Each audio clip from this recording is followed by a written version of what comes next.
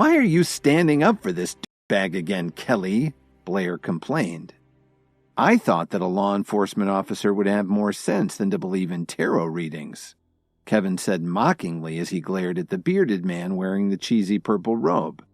"You guys go ahead and have fun. I'm going to look for my wife." "Hey, don't be in such a hurry to leave. This guy's pretty good.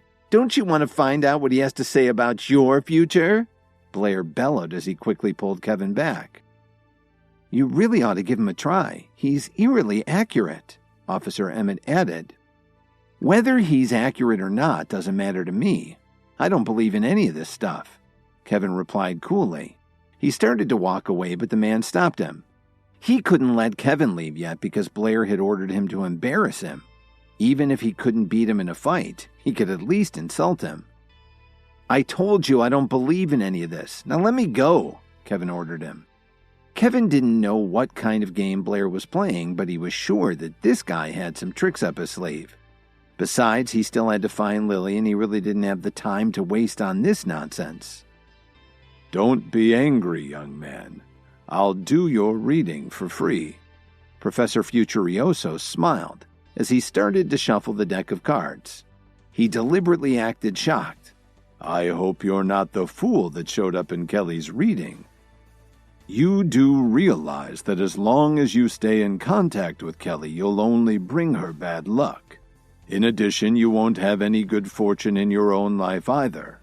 You'll be forced to spend the rest of your life mooching off your wife's family," he added.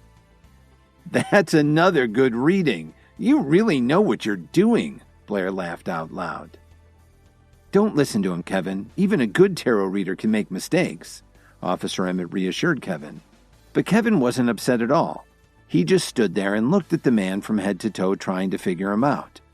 The more he looked at the guy, the more he thought something wasn't right about him. His robe didn't seem to fit him right, and his goatee looked like it had been glued onto his chin. "It really doesn't bother me," Kevin stated frankly as he turned his head and looked at Officer Emmett. "Don't tell me you actually believe this guy." "Well, everything he said about me was true," Officer Emmett said firmly. She had no doubts that the tarot reader was genuine. "Face it, Kevin. There's nothing you can do to change your fate," Blair sneered. "So, you're really that good, are you?" Kevin glared at the man. "Since you're so skilled, did you see that today would turn into a complete disaster for you?" "I only know what the cards tell me," he responded indignantly. "Ma'am, my advice is to stay away from this man. He can only bring you bad luck. If you continue to have anything to do with him, you'll regret it for the rest of your life." Blair took Officer Emmett by the arm and pulled her away from Kevin.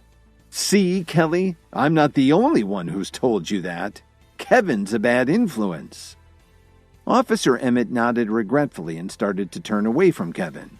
She was very conflicted about the whole situation. Kevin could only sigh. He didn't want to interfere in Officer Emmett's life, but this person had gone too far. If you know so much about tarot cards, you should know that the Fool card can also mean a new beginning. Just because he's dressed in shabby clothing doesn't mean he'll bring misfortune. The other way to look at it is that someone will bring good things to Officer Emmett's life, Kevin explained so that everyone could hear him. They were all surprised to hear Kevin's interpretation of Officer Emmett's cards. Could he actually be right? The man was stunned and looked incredibly embarrassed. Blair had paid him a lot of money to trick Officer Emmett. How could this loser know so much about tarot readings? The guy had no idea how to respond. "I've had it with this," Kevin scowled as he got right in his face. "I think you're a fake, and I already predicted that today would be a disaster for you." Then Kevin shoved the man, sending him sprawling on the sidewalk in front of his kiosk. "What are you doing, Kevin? You can't just hit him for no reason at all," Blair roared. He couldn't let Kevin ruin his plans like this, especially when Kelly was just about to say yes to setting a wedding date. "He's right, Kevin. You can't just shove people around when you don't agree with them," Officer Emmett scolded him. But Kevin didn't pay any attention to their objections. He glowered at the man as he struggled to get up off the ground. "Young man, You're letting your temper get the best of you, and now you're ignoring some very useful advice. If you don't change your ways now, you'll never get control of your violent urges." The man advised Kevin as he did his best to ignore the pain caused by his fall. By now, the crowd of onlookers was starting to defend him. "Just because he said something you didn't like, that's no excuse to get physical," an older gentleman shouted. "It's not his fault you don't believe what he said about you. He wasn't trying to hurt you," another onlooker chimed in. Blair was absolutely ecstatic when he heard what everyone was saying to Kevin. He'd embarrassed him, and all it had cost was a few bucks. But Kevin didn't care what any of these strangers were saying about him. He just reached out and pulled the man's fake goatee off his chin. "Did you see that? The fake tarot card reader has a fake beard," Kevin proclaimed as he held up the clump of hair for everyone to see. "You've gone too far. So what if I had a fake beard?" The man growled at Kevin. "What else about you is false?" Kevin glared as he grabbed the man's purple robe and yanked it off of him. The crowd was shocked for a moment and then broke into laughter. Under his robe, he was wearing a cheap suit. "Now what do you have to say for yourself?" Kevin asked him sternly. The man began to stammer as he searched for an explanation, but he knew he'd been caught. Kevin looked Officer Emmett in the eyes and gave her a wink. "So, you're a scam artist, are you? I didn't believe any of your nonsense in the first place," Officer Emmett told him as she pulled out her phone. "How about I get someone to take you down to the police station to find out who you really are?" Kevin was slightly amused by all this. Scammers are getting pretty good lately. This one actually had fooled a police lieutenant. "Please, help me, Mr. Blair," the man shouted as he broke into tears and continued to beg for mercy. "You have to do something. My mother-in-law is sick and I have 2 toddlers at home. My whole family depends on me to feed them. If I go to jail, what will happen to them?" "Get lost! Why the hell are you coming to me for help?" Blair said angrily as he pushed the man away. Officer Emmett had a hard time getting through to the station, and then realized they probably had a skeleton crew today because everyone was on crowd control for all the activity downtown. She couldn't call the regular 911 line because this wasn't that kind of an emergency. "I'm going to cut you a break," Officer Emmett told him firmly. "This is your chance to turn over a new leaf. If I ever catching you doing something like this again, or if I even hear that you've been ripping people off, I'll have you brought in and I'll throw the book at you." He'd really lucked out and he knew it. But Officer Emmett still hadn't gotten an answer from Kevin about the power pill. When Kevin exposed Professor Futurioso as a fraud, Emmett decided to cut the guy some slack and just give him a warning. Thank you, Officer Emmett," the man quickly replied, and then he slinked away. Seeing that the fun was over, the crowd began to disperse. Officer Emmett walked over to Kevin and said, "I'm so sorry I believed what that liar told me. Can you ever forgive me?" She felt extremely awkward about the whole thing. After all, she was in charge of her precinct's criminal investigation unit. How could she have been fooled by a swindler in a fake beard? If word of this got out, she would never be able to face her colleagues again.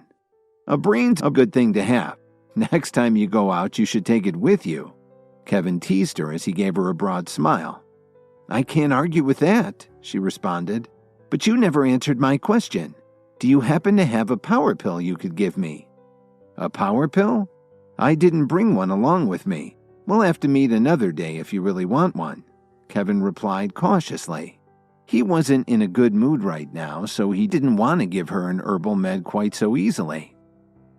"Okay, I'll get in touch with you later, but you'd better have one on you next time," Officer Emmett warned him playfully.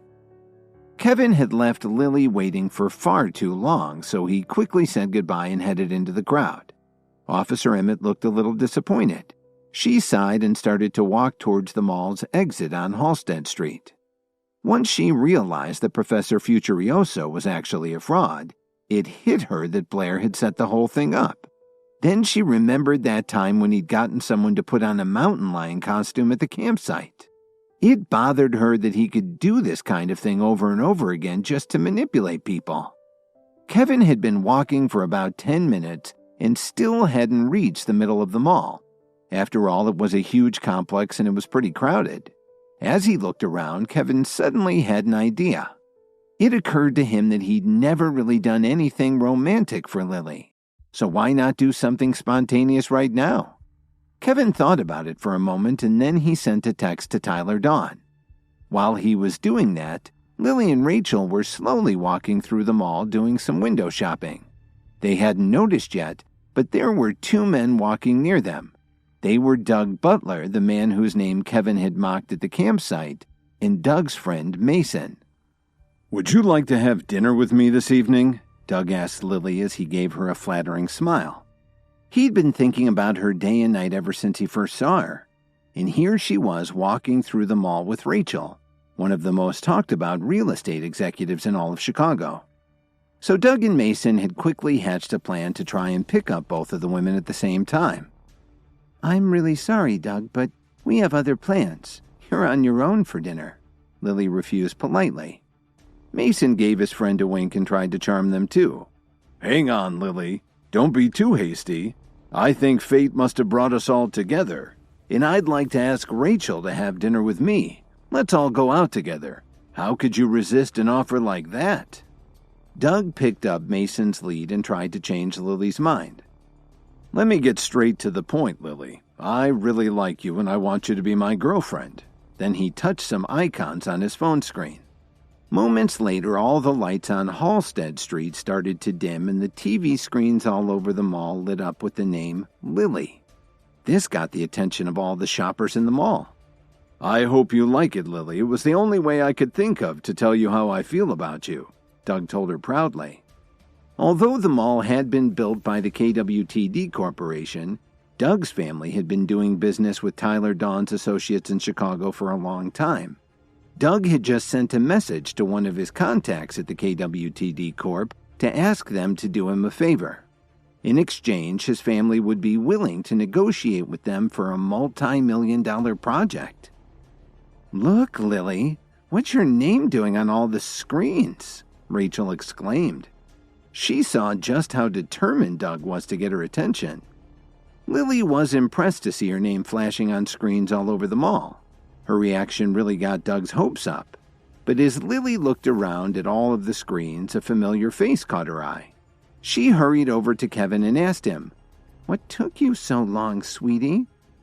Hearing the anxiety in Lily's voice made Kevin smile a little. "There were a ton of people at the entrance. It took me forever to squeeze through the crowd." When Mason saw Kevin arrived, he got a sour look on his face. In an attempt to help Doug win over Lily, he decided to try insulting Kevin. "Well, who's this guy? He looks like a real to me. Do you see this light show? Doug set it up especially for Lily. I'll bet a like you could never top this."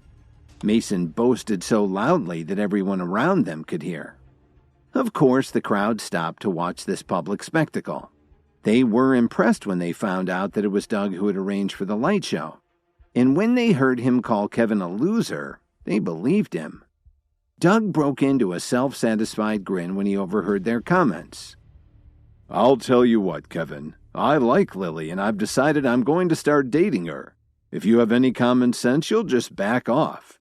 Maybe I'll invite you to our wedding," he said with disdain. "But don't bring any gifts. I'm sure you couldn't afford anything more than some cheap crap from a box store." Lily was about to speak up when Kevin decided to put Doug in his place. "Hey, aren't you?" Kevin said loudly enough for the crowd to hear. "I remember you. Maybe I shouldn't have fished you out of the water back at the campground. Then you wouldn't be here right now spoiling Lily's afternoon." Then Kevin glanced around at the TV screens and added, "There's one more thing. If you're trying to win my wife's affection, you'll have to try harder than this. What the hell were you thinking?" "Haven't you ever heard that a man's got to know his limitations?" Doug advised him. "If this doesn't impress you, let's see if you can do any better. 3 minutes from now, you'll see Lily's name along with mine up on all the screens," Doug bragged. "That's the difference between you and me. Do you understand what I'm saying?" This drew a lot of gasps from the onlookers. They could see how elegantly Doug was dressed and figured Kevin didn't stand a chance in this competition. He was really biting off more than he could chew. I can't believe this guy. You're not even in the same league as my friend Doug, Mason remarked as he tried to egg Kevin on. If you can do better than to spell out Lily's name and mine with 150,000 light bulbs, go right ahead, Doug added arrogantly. Let's go home, honey, Lily whispered in Kevin's ear as she put her hand gently on his shoulder. She didn't want to see him get embarrassed on her account. Mr. Williams, Kevin, do you want me to do anything? Rachel asked him. She wasn't quite sure what to call him in a public place. He saw how uncomfortable Rachel looked and he patted Lily on the back and replied calmly, There's no need for that. What's that, Kevin? Afraid to do anything? Why don't you just get out of here? Doug challenged him. He was getting more and more overconfident. I've had about enough of this, Kevin muttered as he pulled out his phone and tapped on Tyler's number. Moments later, his friend answered and Kevin said nonchalantly, Hey, how are you doing? I need you to turn off all of the lighting and TV screens at the Halstead Street Mall. Less than 10 seconds later, the entire mall went dark and all of the screens went black. What's wrong? Everybody wondered. This couldn't be a coincidence, they thought. Had Kevin really done this with just one phone call? Doug and Mason were both stunned when they saw this. They had no idea what was going on. What puzzled them even more was, who did Kevin call? You think you're the only one with connections in this town? Doug said as he called the KWTD Corporation.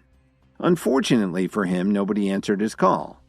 Then someone suddenly shouted, Where did all these roses come from? Everyone looked up and saw thousands and thousands of rose petals falling from the sky like raindrops. Look up there, another person yelled. Everyone was astonished to see an enormous blimp floating above the outdoor mall. There were people tossing roses out of it onto the crowds below. Suddenly, everyone heard loud whistling sounds coming from the east over Lake Michigan. It was a daytime fireworks display. Then the enormous dot matrix sign on the blimp spelled out, Lily and Kevin forever. Next, two women were escorted through the crowd with microphones in their hands. It was Brittany Davis and Charity Boyer. The whole place went wild. What were they doing here? And who are Lily and Kevin? Everyone's eyes were fixed on Kevin and Lily as a woman slipped out of the crowd and handed Kevin a small pink gift box. Kevin took Lily by the hand and said, You've been through a lot over the past few years. You've had to put up with everyone talking me, and you've put up with all the ridicule. Let's put all that behind us now and think about our future. Then he got down on one knee and held out a ring with a diamond as big as a walnut and said, I love you, Lily. Will you marry me? Again. Lily's eyes filled with tears and she covered her mouth to keep from screaming. She was so full of joy. Say yes, someone shouted from the crowd. Nobody knew who it was, but everybody joined in, repeating over and over, Say yes. When Kevin put the ring on Lily's trembling finger, she was so excited that she hugged him as tightly as she could, not wanting to ever let go. Do you like my surprise? Kevin asked. His only regret was that the fireworks would have worked a lot better at night. I like it. I really like it, Lily replied excitedly. Suddenly, a huge commotion interrupted this touching scene and everyone started to panic. Everybody, run! Came a scream by the entrance to the mall. Kevin looked over and saw a huge group of men dressed in white holding out large knives as they ran through the crowd. There was a large middle-aged man leading them and he looked like he was ready to kill someone. It was Craig Hill, Nolan Hill's father. After Kevin beat up Nolan, he spent almost a week in the hospital and it looked like he might not pull through. He was still bedridden and his prognosis wasn't great. When he heard about this, Craig was furious. He got his people to find out as much as they could about Kevin and then they all rushed from their home in Detroit to Chicago to get their revenge. Lily, you and Rachel should get out of here right now. Kevin warned them as he reached into his jacket and pulled out his night dagger. Then he sprinted toward the group of men. Kevin was afraid that they would hurt the innocent people in the crowd. He had to stop these men before things got out of hand. "Kevin," Lily anxiously called out to her husband. "Lily, let's go. If Kevin is running at them, he must know what he's doing. We'll only slow him down if we stay here," Rachel pleaded with her friend. She kept a cool head and struggled to pull Lily toward the exit. "Let's get out of here, then call the police. That's the only way we can save Kevin," Rachel insisted. "So, you're the head of the Hill family?" Kevin asked as he stood in front of them holding the night dagger in his hand. He was sizing up his opponent, who looked a heck of a lot like Nolan Hill, only older. "And you're Kevin?" Craig Hill roared angrily. "It looks like you're here to avenge Nolan?" Kevin inquired. He was doing his best to buy as much time as possible so that more people could get to safety. "You've ruined my son's life. Now I'm going to take your life to even up the score," Craig growled as he waved his knife at Kevin and shouted to the men behind him. As soon as the words left his mouth, they all ran towards Kevin. Kevin was absolutely enraged by this, and he gathered his energy together to face them alone. He was already far more powerful than any of the Hill family's men. The only thing that made the fight equal was that there were so many of them. Kevin grabbed Craig by the wrist and twisted it to the side. The move made his attacker's knife fly out of his hand. Then Kevin gave him a sharp kick to the ribs. As Kevin turned around, he felt at least 4 men approaching him from the rear, slashing with their knives. He managed to avoid all of them, but every time he dealt with one attacker, 2 more seemed to appear. This wasn't going to be an easy victory. Please subscribe to the Pocket FM YouTube channel and press the bell icon for instant notification. Check out our channel for more such exciting shows.